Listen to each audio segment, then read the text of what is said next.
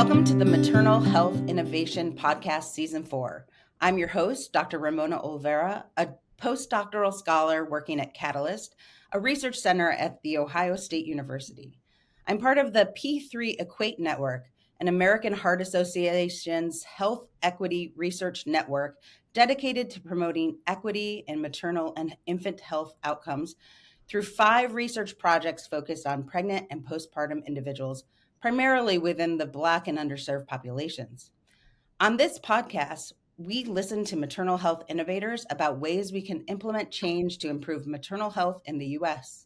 Be sure you're subscribed.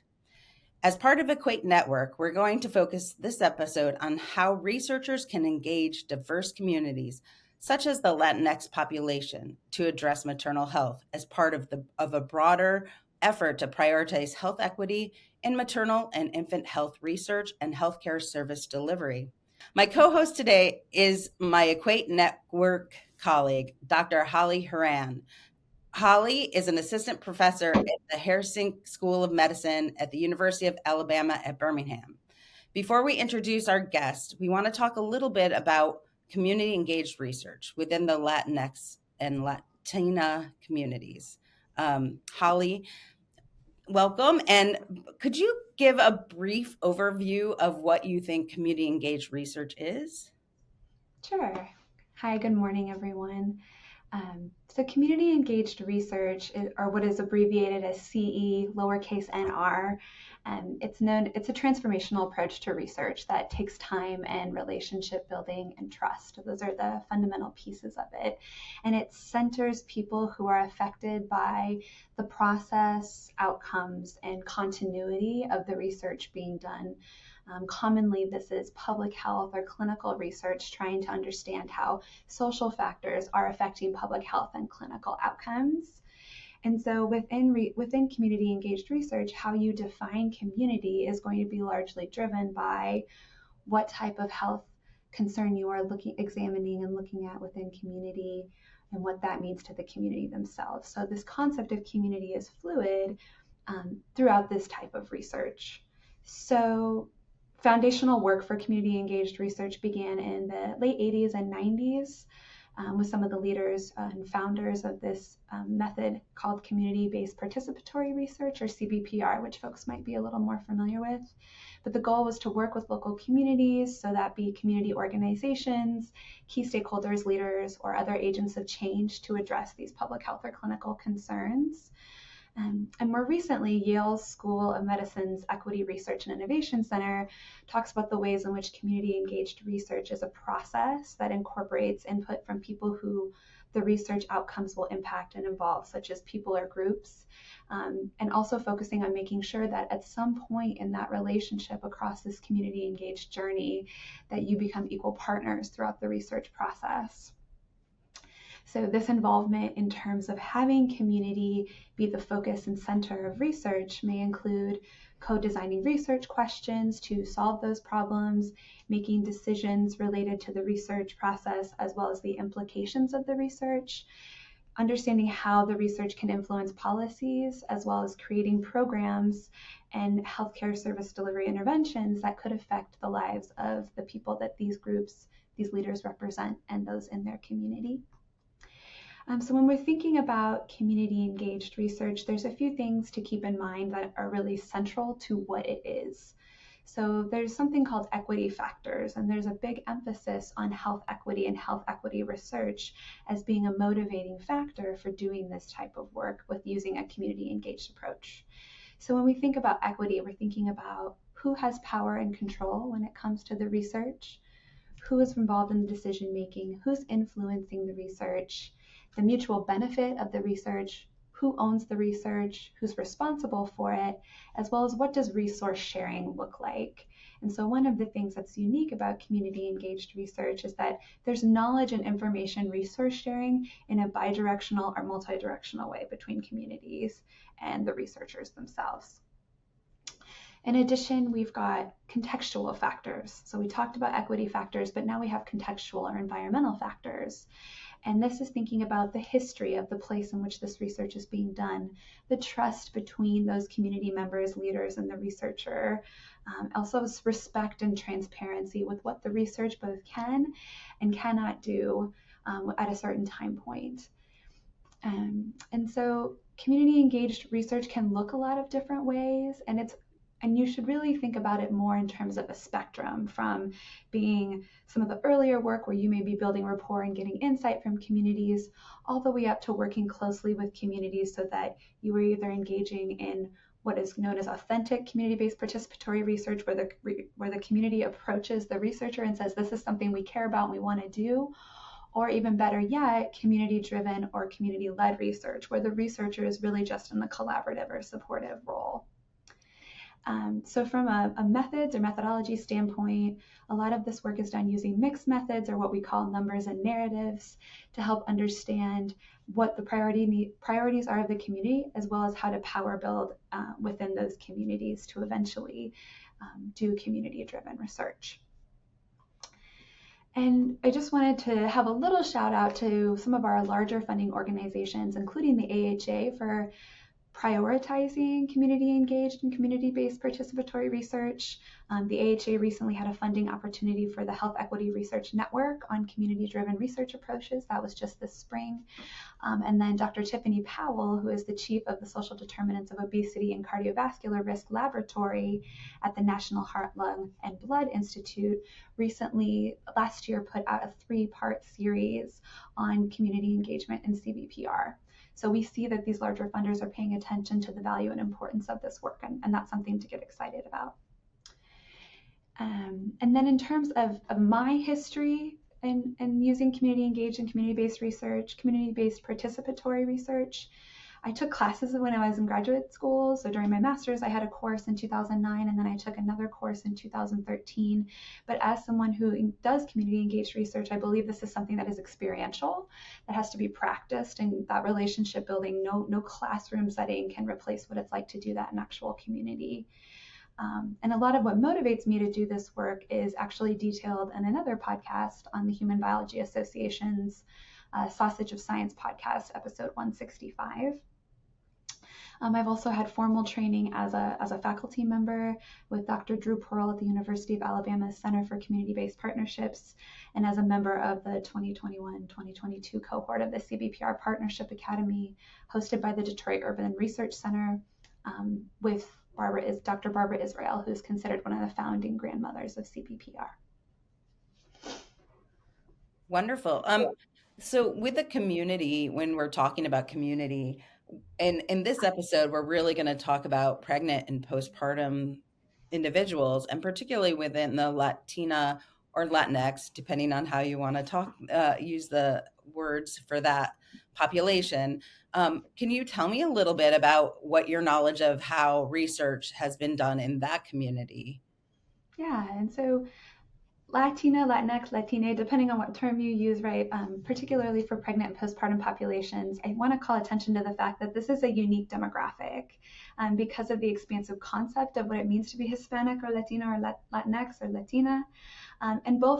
And if you know anything about the history of how we categorize race and ethnicity, particularly within the United States, how we've collected that information and tracked that information over time has changed and is often connected to the political context or the political milieu of our country. And so it's a fascinating demographic to think about, not only what are the similarities among Latinx and Hispanic populations, but also what are the differences, and how can we prioritize the needs of those who may have pressing public health or clinical concerns. And also another thing to think about is, because of our proximity to a lot of countries where Latino and Latinx folks come from, we realize too that the ways in which we categorize and operationalize our identities and people doesn't always apply in those other areas. So there's a whole element of acculturation to this that can be both a protective factor and also lead to disparities and inequities that we see within the United States. So we know that particularly within the US, there are specific topics related to pregnancy and postpartum within this demographic that have been investigated using a community-engaged or community-based participatory approach. So a lot of these are related to pregnancy intentions and family planning and primary care, reducing teen pregnancy disparities, looking at stress and social determinants of health in specific populations, in particular Puerto Ricans, and then also reproductive health access at the US-Mexico border and how that has changed given the current changes in leadership politically in this country. Recruitment of first-generation immigrants in perinatal health research, broadly speaking. Broader research related to health literacy and communication, particularly around pregnancy intention, but also about health behaviors during pregnancy and postpartum, as well as some work done related to postpartum mental health care. So there's been some virtual programs that have been implemented using a community-engaged and community-based approach to focus on postpartum well-being for Latina and Latinx populations after pregnancy. Yeah, and it will be interesting to hear as we move into our guest to talk about, that intersection with ethnicity and race and how that intersects. But before we move to the guest, can you tell why do you think it matters in the maternal perinatal health research in the U.S., this issue of community-based research or community-engaged research within this population? I agree, Ramona. I really would want to defer to our guests for today to speak to this broadly, but I can say a couple of things here. So we know everyone on this podcast and probably a lot of folks listening recognize that health inequities are very real in maternal and perinatal health, not only within the US, but also internationally, and especially for our Black and African American pregnant and birthing persons and new parents. But when you also are able to look at other demographics, particularly Latinx and Hispanic populations, and you can tease apart that data based on where these populations are from, get more granular information about how they identify, we also see inequities, particularly for some of our Caribbean populations. And we know within the US, outcomes for our Latinx and Hispanic populations are largely driven not only by identity, but also by health insurance status, which is one of the proxies that we use for understanding socioeconomic status. So we know that risk factors such as hypertension, anemia, prior cesarean birth, and pre-existing diabetes tend to be more prevalent in the majority of Hispanic communities or Latinx communities that are Medicaid or uninsured. And so we see the reason that I think this is so critical is because focusing on this demographic, we can open up a bigger conversation about this concept of what Kimberly Crenshaw defined as intersectionality, which is the ways in which we examine how social positions like race, gender, class, sexual orientation, ethnicity, and physical ability shape a person's experience and create distinct outcomes that are specific to populations, but then also can transcend multiple different demographic groups. Well, I look forward to hearing from our guests, so I will turn it over to you to introduce the guest and move on from here. Thank you so much, Ramona. Now we get to pivot to our experts for the day. So before we get into our questions, I would love for each of you to just take a moment to briefly state your name and who you are and what you do within the world of maternal and perinatal health with Latinx and Hispanic communities. So Vanessa Calderón, could we start with you? Sure. Thank you so much for this invitation. I always find it an honor to be able to speak on behalf of Puerto Rico and the work that we're doing. So my name is Vanessa Calderón. I am a midwife here in Puerto Rico. I'm also the founder and director of the Perinatal Holistic Health Center, MOM. And I am also the director of a midwifery program in Wisconsin, Southwest Tech College, and we're the only publicly funded midwifery program on an associate's level in the United States. So happy to be here and share. Thanks, you. Vanessa. We're happy you're here. All right. Hannah, Mesa, would you like to go next? Thank you for the opportunity to be here. My name is Hannah Mesa. I'm a project manager at the University of Michigan School of Public Health, where I'm involved in community-based or community-engaged research. And when I'm not wearing that hat, I'm also a community-based birth and postpartum doula. And most of my work has been working with Latina, Latinx, Latin community. And so I'm really excited to have this conversation today. Welcome, Hannah. Glad you're here. Right, and last but not least, McClain. Good morning, everyone. My name is McClain Sampson. I am an associate professor at the Graduate College of Social Work, University of Houston, and I am passionate about involving women who are affected by perinatal mood disorders in the research that we do about the issue. So when it comes to this population, I have led several research projects that explore what affects beliefs and treatment seeking among this population. We really center the women, and by saying that, I mean that we ask them. We do focus groups, and I've also taken my intervention, which is an intervention for decreasing postpartum depression, through home visits. We've asked them for their feedback about the intervention and asked what would help for them to want to participate in the intervention. So it's all research, as you can hear, and my passion is really trying to involve the affected people's voice in the actual projects and topics that we talk about. And thank you for having me. Welcome, McClain. I look forward to learning more. Okay, well, we are so lucky to have the three of you with us today. So first, we just want to know a little bit more about your journey to doing community-engaged or community-based research and service. What led you to do this work, and what has that trajectory looked like for you?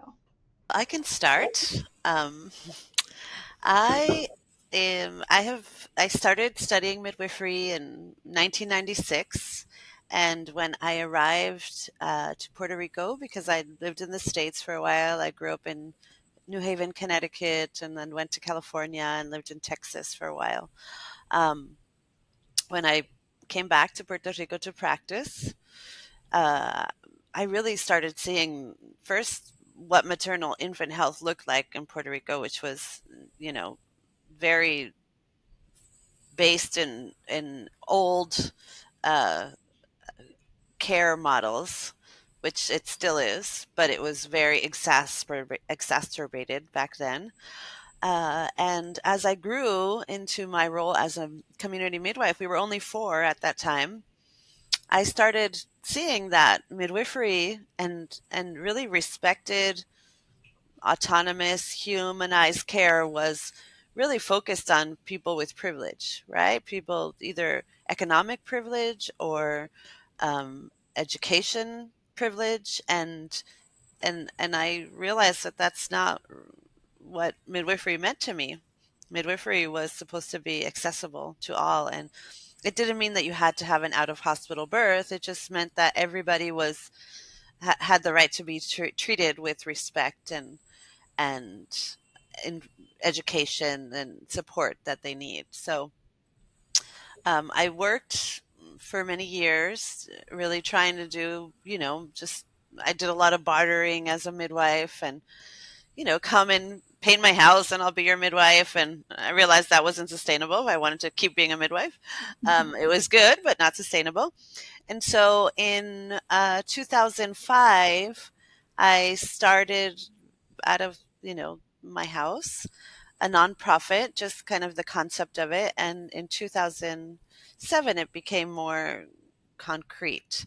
And I partnered with a doula company here in Puerto Rico, Doula Caribe, and we started offering subsidized doula care for the people that would come and study to be a doula.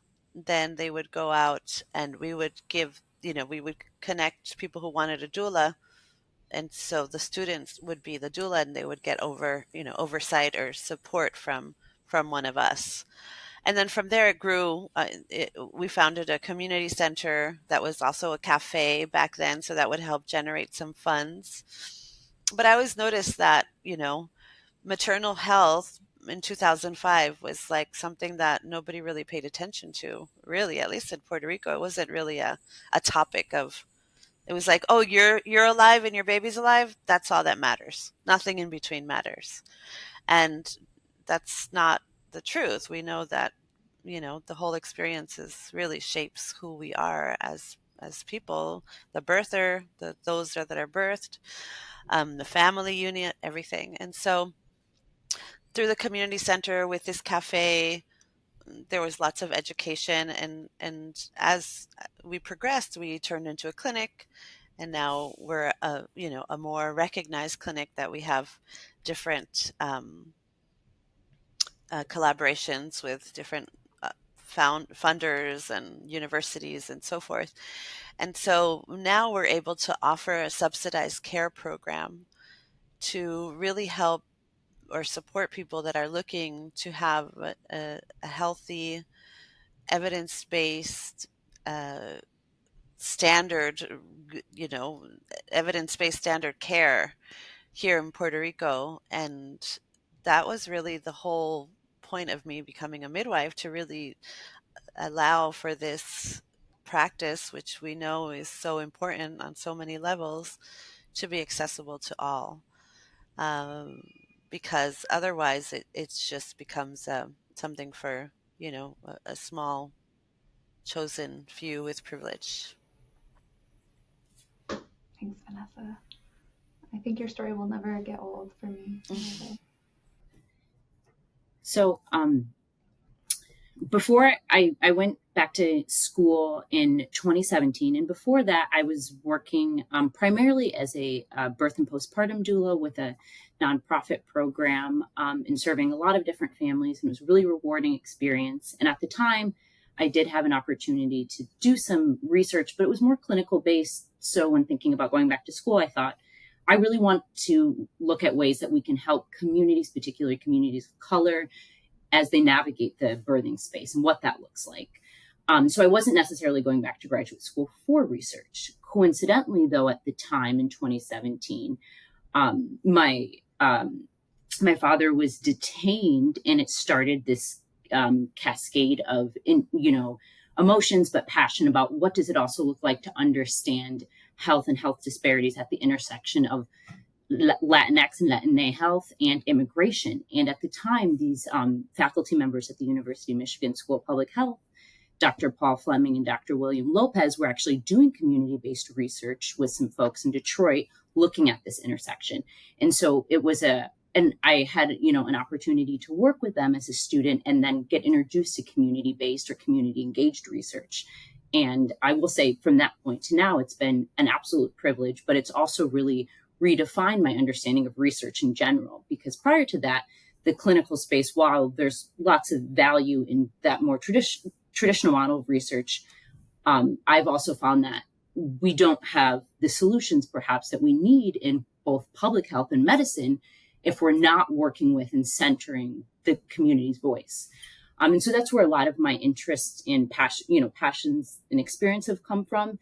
And since then, I've just had the opportunity to continue to work with community members and balance that, both that identity as now being a member of a research team in the academic space, right? And so that's a certain level of privilege and identity, but also trying to stay true to where I came from in terms of my interests, my passion, both working with community, how things and disparities have affected me and my family personally. And I've really valued all of those who, including all of you on this call, who are really dedicated to making sure that this approach to research really stays strong and rooted in addressing health disparities and inequities.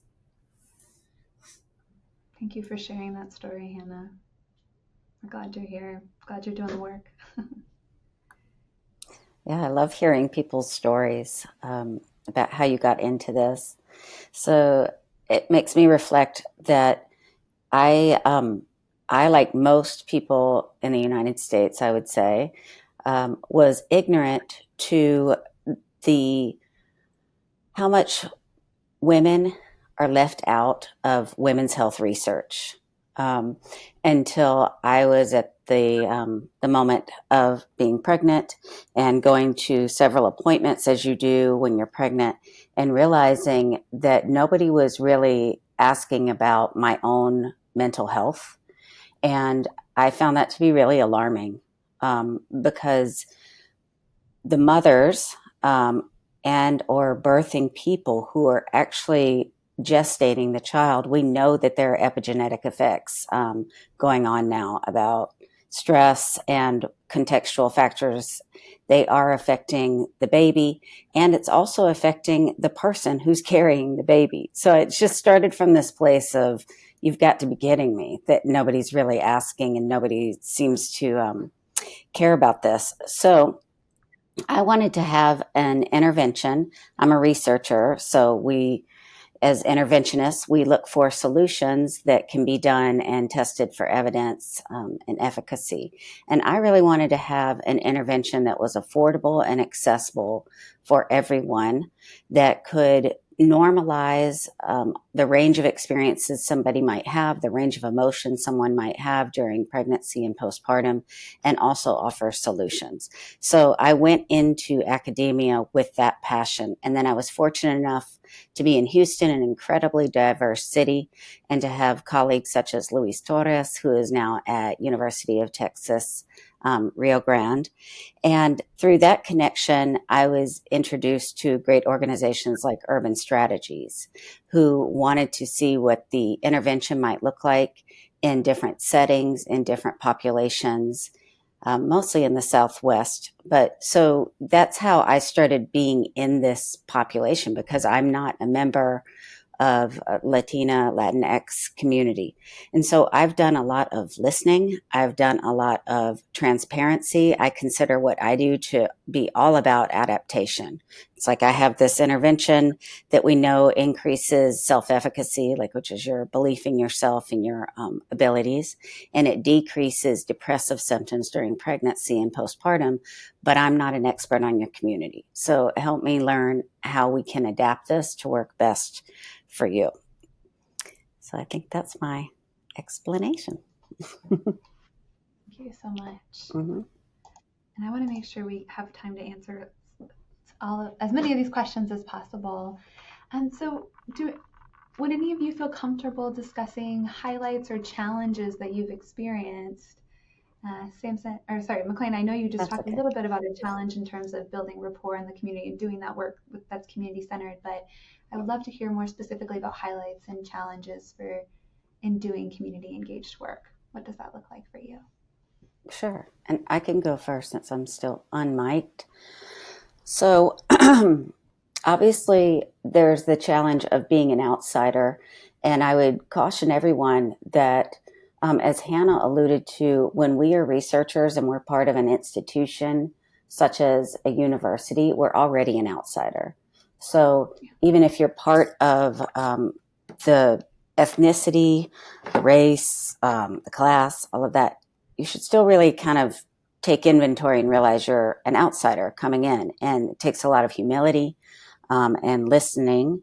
And then as far as highlights, I think one thing I always like to share is with Latinas, when we talk about what do you know about postpartum depression, postpartum anxiety, mental health issues, one of the things we hear is that one of the main themes I hear is that it's common, it happens to everyone, is a message, but not necessarily that it's depression that happens to everyone. It's that the suffering and the mental health distress happens to everyone. And so there was a lot of confusion about, how do I know when something that I'm going through is just normal stress, depression, fatigue, versus how do I know when I need to actually get some help and formalized help. Another thing I like to make people aware of that we've heard in our research is that among the Latinx community, there are obviously a lot of values that incorporate community and lean on community and family. And so the moms really wanted solutions that involved their partners and their families. So, a solution from my traditional way of being raised, middle class white woman of privilege, is very much like, what does the expert tell me to do? I'm going to do that. And among the populations that we talked to, they said, my family is my expert and my husband is my witness. So I want them to be engaged and aware of what symptoms and signs might look like and how to help me in a very family-centric way. So I always like to share those highlights. Thank you, McClain. Mm-hmm. I'm happy to share just a few highlights. One of the experiences that we've had in some of the work that we've been able to do, looking at Latinx health, health disparities, it actually started as a partnership and a conversation between some community members at a clinic in Southwest Detroit, Chass Center, and their interest in understanding how they can better serve their community and their patients given heightened anxieties around immigration policy in 2016. While immigration, obviously, and the challenges related to immigration, particularly for Latinx, Latina community, isn't new, right? There were some different dynamics that occurred in 2016. And so really one of the things that I think is notable is that the part where we are today was really led by the community. And that's amazing. And it's a privilege to be able to be a part of that kind of project. But also what's been really awesome is that started as understanding the intersection with immigration policy.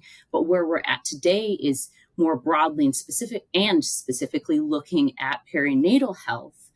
And immigration's a part of that, but it's emerged or evolved along the way because the community said, okay, well, we did this project, we learned these things, but now we're thinking about how that applies to this part of our community or population. And the next step was actually looking at diabetes. And so during COVID, which was understandably challenging for everyone in clinics in particular, was a project that was led. But then from that actually came this looking at maternal health.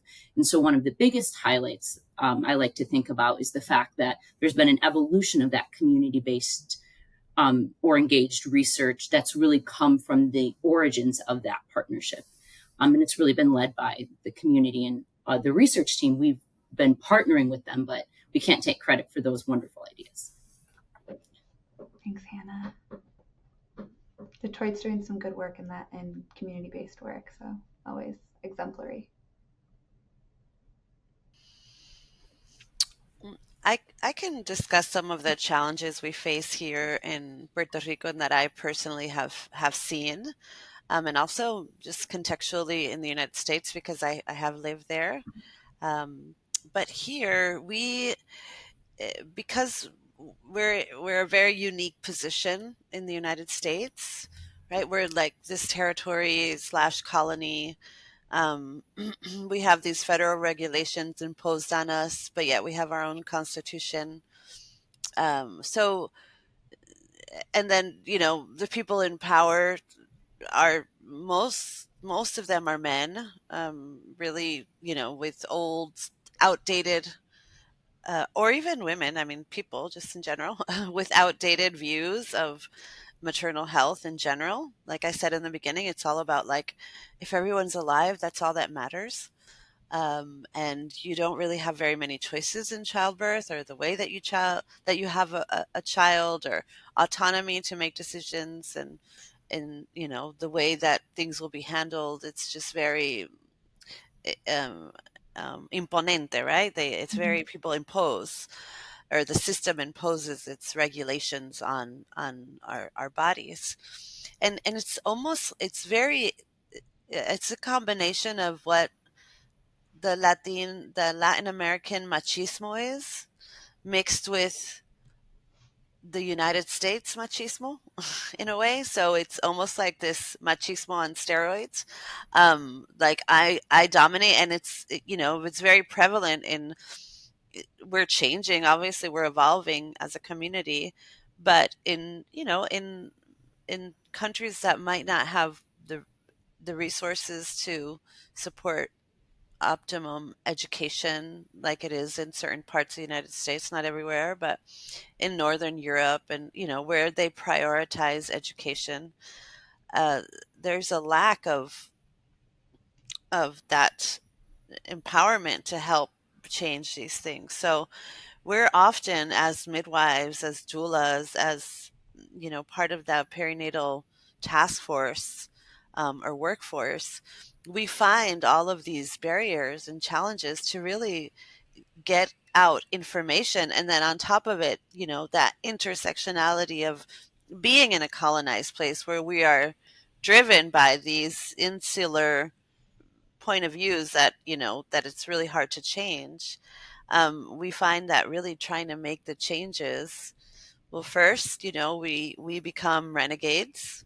We're questioned by the system. We're always on a defense method. Like, we're always trying to defend ourselves. Like, hey, we're not doing anything wrong by supporting you to make choices in childbirth, or want to be with your baby and not be separated by your baby, or not have to have a forced episiotomy, or whatever it is that that it, that people face while they give birth. So having that challenge of just that dominating role of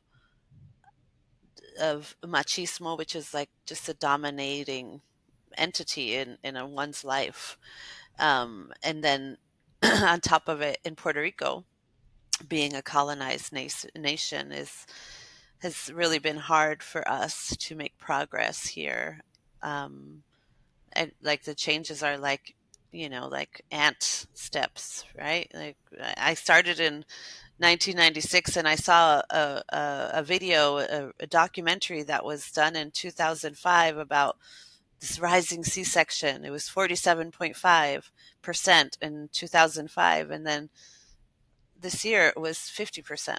And it was the same discourse that was being told then is being told now, just with other players.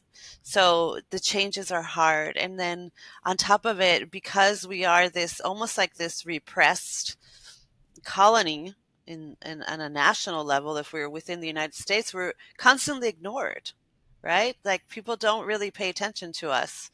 They only pay attention to us when there's something, like now we have this Act 20 where all these millionaires can come into Puerto Rico and not pay taxes, right? So they move here so they can just come, and they don't have to pay taxes on their business or to Puerto Rico. So they pay attention to us there, but they don't really pay attention to us on a national level. Like, sometimes I have to argue when I see things, like even within midwifery associations. I'm like, hey, I mean, if we're part of the United States, like, we have to follow these federal guidelines. Why aren't we on the map?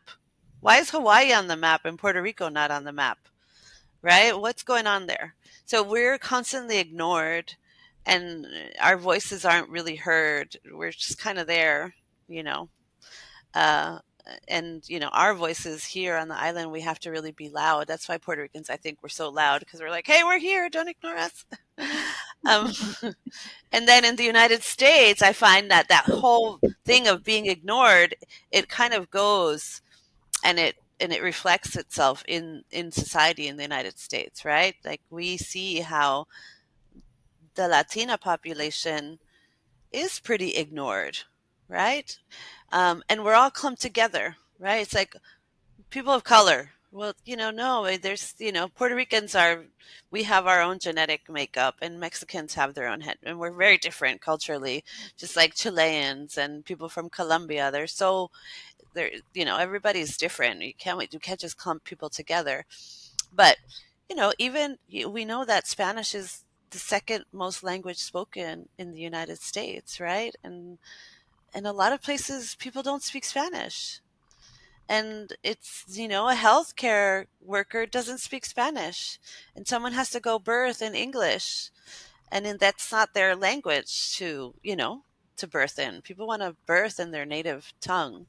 And then it's like people are, oh, you're in the United States, you should speak English. No, English does not have a official language, so that's not true.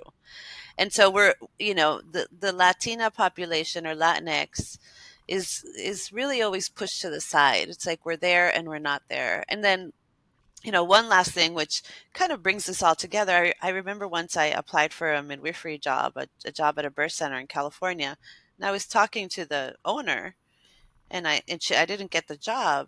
And this woman from, I think it was from India, got the job.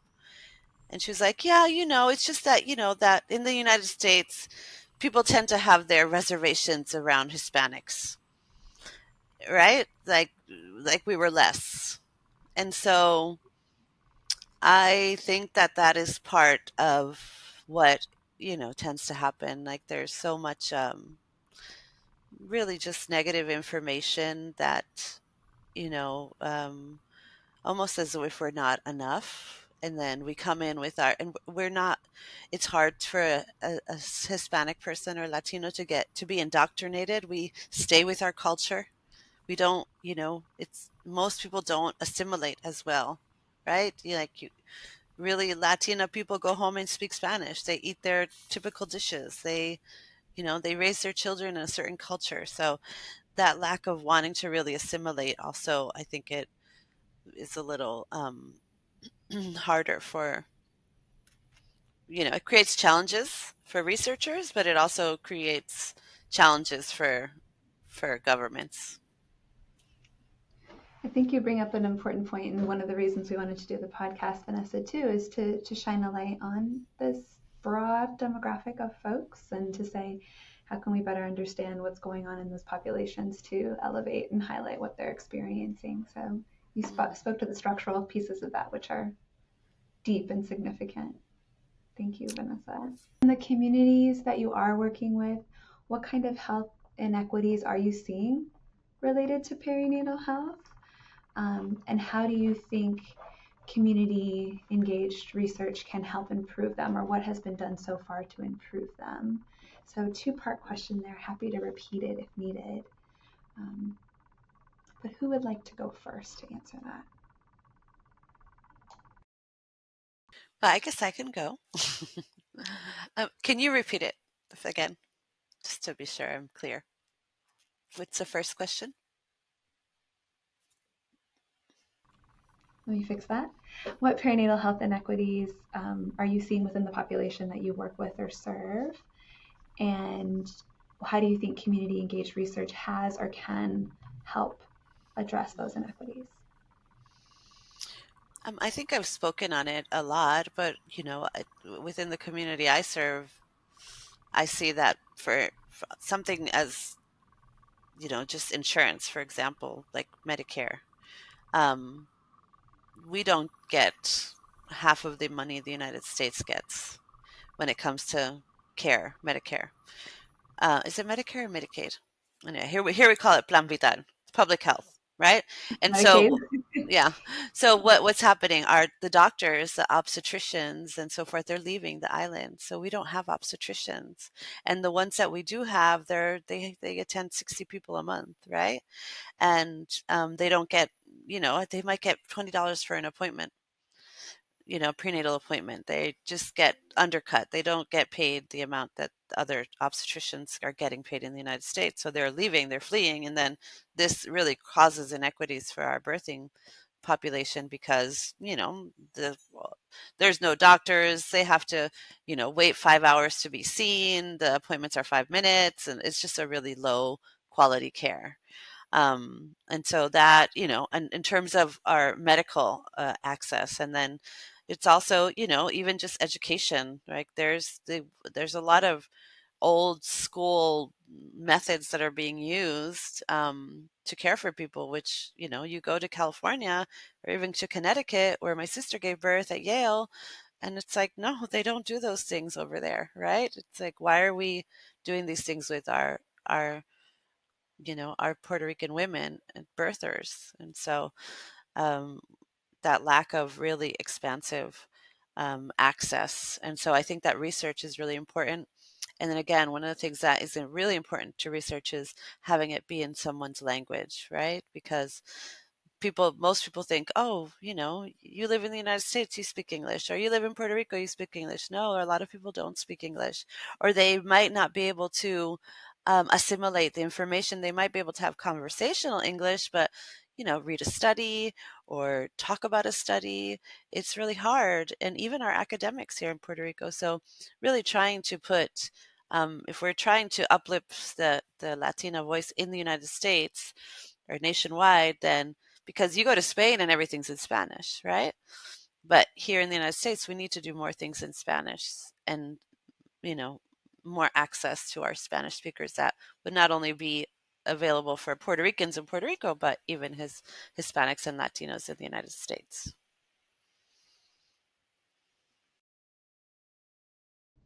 I can speak a little bit. So I think a huge thing that Vanessa's already, so wonderfully put is like language and cultural attention, what that looks like.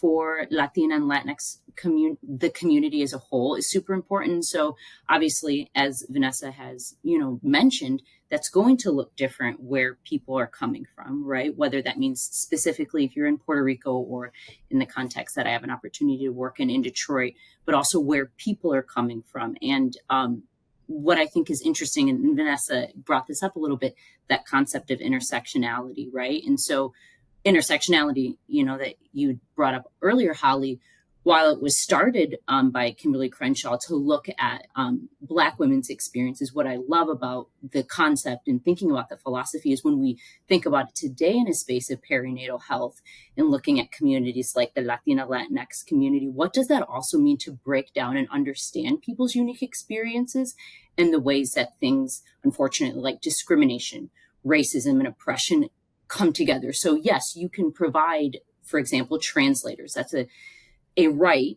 and I don't mean in parentheses to say that it's not a right, but it's set as a right in the healthcare space. But often what that actually looks like differs dramatically where people give birth, for example. And so you'll have translators, but they might, you might have a translator, for example, who identifies as a male, and you might be in a space where the birthing person prefers somebody who identifies as a female, as an example, or the type of translation looks different depending on where a person, where a person has grown up in the type of Spanish, for example, that they speak or that they've learned, or even another intersecting identity we don't talk about, but we've seen a growing trend is our community or folks that come from Central America, and where like actually Spanish isn't the primary language they speak. It's an indigenous language, and that's absolutely not accommodated for in our spaces. And so, yes, like Vanessa said, Spanish should be the bare minimum that we're providing for our community and our nation, the United States, for all of the historical reasons that, one could